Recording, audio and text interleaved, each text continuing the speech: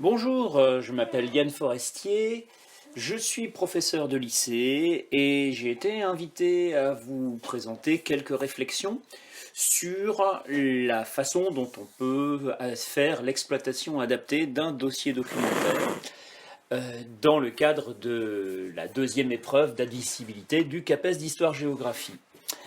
Alors je précise que le mieux, c'est peut-être que vous preniez des notes au fur et à mesure. Il ne s'agit pas d'une vidéo de tutoriel, une vidéo didactique comme on en voit souvent sur YouTube, où les gens parlent vite et sont efficaces pour être attractifs. Non, je vais essayer de parler relativement lentement. Et puis si vous trouvez que je parle trop vite, de toute façon, vous pourrez arrêter et recommencer. Donc ça risque d'être un peu ennuyeux si on l'écoute sans prendre de notes. Voilà, on va essayer de faire ça comme un cours qu'on fait d'habitude.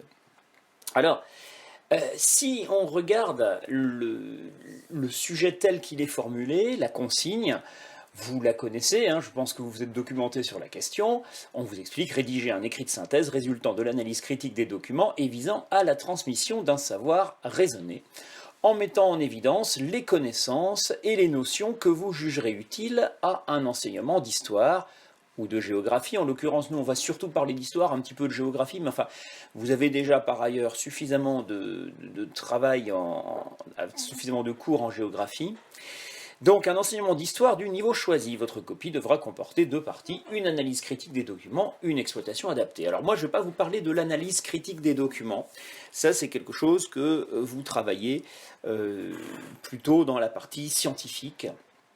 Et je laisse mes collègues universitaires faire ceci. Moi, je vais vous proposer de réfléchir un petit peu sur l'exploitation adaptée.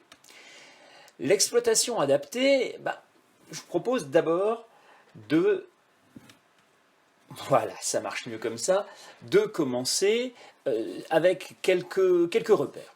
On va donner quelques repères, quelques idées en général. Alors, vous allez sans doute retrouver pas mal de choses qu'on vous a déjà dites en géographie, et quelque part, c'est heureux, tant mieux si on est d'accord. Et s'il y a des choses qui se répètent, ça sera peut-être le signe, en fait, que ce sont des choses importantes. Et je crois que les choses importantes, on gagne toujours à les dire de plusieurs façons. Ça, c'est une chose, je pense, que vous savez déjà, et dont vous serez convaincu quand vous aurez des élèves face à vous, où vous vous rendrez compte que quand on veut faire passer quelque chose d'important, il vaut mieux le dire de plusieurs façons, et c'est même très utile d'ailleurs de le faire dire par les élèves à leur façon, et qu'ils se rendent compte qu'il y a plusieurs façons de le dire. Alors, d'abord, le principe de l'épreuve. Quel est le principe de cette épreuve? Eh bien, si on lit rien que la consigne, on voit qu'on n'attend pas que vous vous exprimiez comme un enseignant accompli. On ne vous demande pas en fait une préparation de cours complète, ça je pense que vous en êtes conscient. Quand on vous dit de proposer une analyse critique visant à la transmission d'un savoir raisonné, un enseignement voilà, qui insiste sur les connaissances, les notions que vous jugerez utiles à un enseignement du niveau choisi, on vous demande en fait ce qu'on appelle une transposition didactique. Une transposition didactique, c'est l'adaptation d'un savoir en vue de son enseignement. Et cette transposition didactique, c'est un travail fondamental pour un enseignant, mais au fond, ce n'est qu'une petite partie du travail de l'enseignant. Si on regarde ce que fait l'enseignant, on a un texte de référence pour cela. C'est le décret de 2014 sur les missions et obligations réglementaires de service des enseignants des établissements publics du second degré.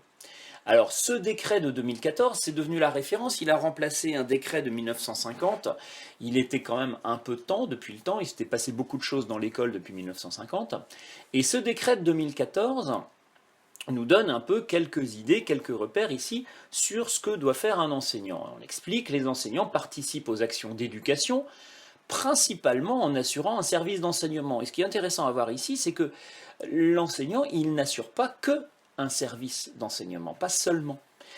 Il y a plein d'autres choses, et on explique, dans ce cadre, ils assurent le suivi individuel, l'évaluation des élèves, ils contribuent à les conseiller dans le choix de leur projet d'orientation.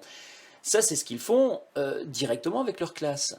Mais on précise, des fois qu'on ne l'aurait pas compris, que relèvent pleinement du service des personnels enseignants l'aide et le suivi du travail personnel des élèves, leur évaluation, ça on l'avait déjà dit, le conseil aux élèves dans le choix de leur projet d'orientation, bon pareil, on répète, on insiste pour que tout le monde le comprenne bien, les relations avec les parents d'élèves, le travail au sein d'équipes pédagogiques, en rappelant que l'enseignant, il n'est pas seulement enseignant dans une classe, il fait partie d'une équipe et il doit travailler aussi à l'échelle de l'établissement.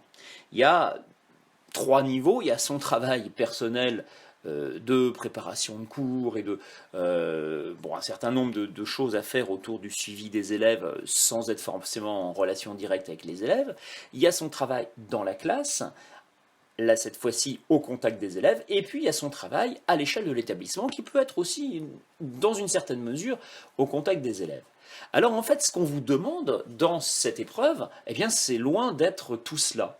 C'est seulement une petite partie, mais une partie évidemment capitale, puisque ici il s'agit d'une partie du service d'enseignement. Et encore, ce n'est pas tout le service d'enseignement, c'est uniquement la transposition didactique. Et c'est déjà pas rien. Alors, on va donc mettre l'accent là-dessus, mais je vous invite à avoir quand même en tête tous les autres aspects du métier enseignant. On en reparlera quand on préparera l'oral, même si ce n'est pas central dans le questionnement qu'on vous demande pour le concours lui-même. Il n'empêche qu'il vaut mieux l'avoir présent en tête et avoir un peu de recul. Cette épreuve, et d'une manière générale les épreuves du CAPES, je vous invite à ne pas négliger cet aspect, la question de l'exploitation adaptée. Parce que si on regarde le rapport du jury, on se rend compte que le jury y est sensible. D'abord, il y est sensible parce que c'est noté sur 10, c'est quand même la moitié des points.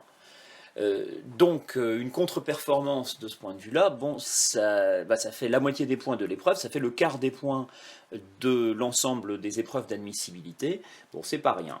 Et puis, le jury est sensible. Alors, je vous renvoie à cet extrait du rapport du jury qui s'est occupé du CAPES 2019.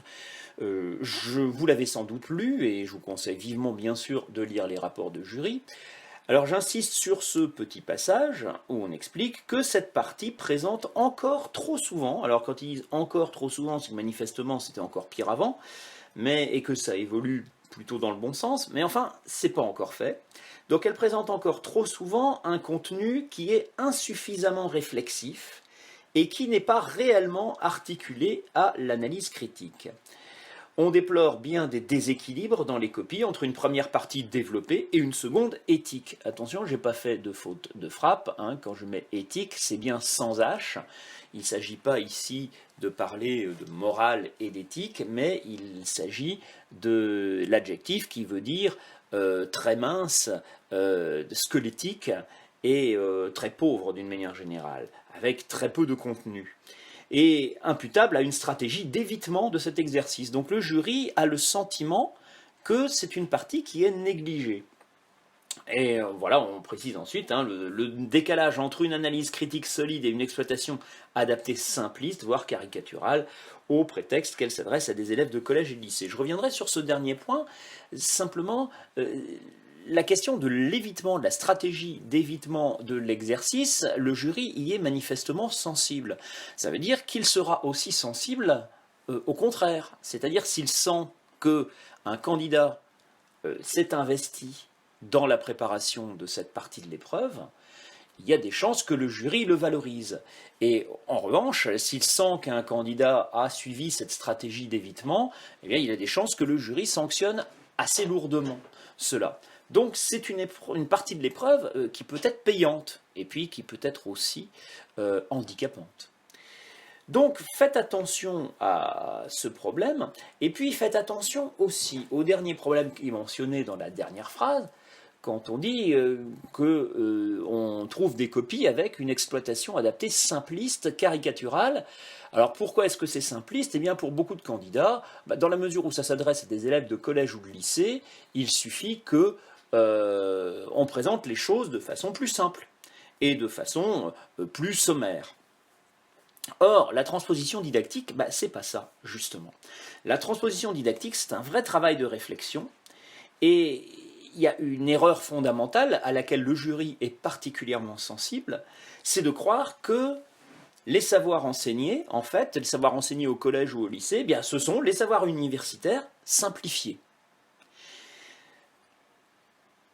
Travailler sur la transposition didactique, c'est justement dépasser cette conception simpliste qui consiste à croire que les savoirs enseignés ne sont que les savoirs universitaires simplifiés.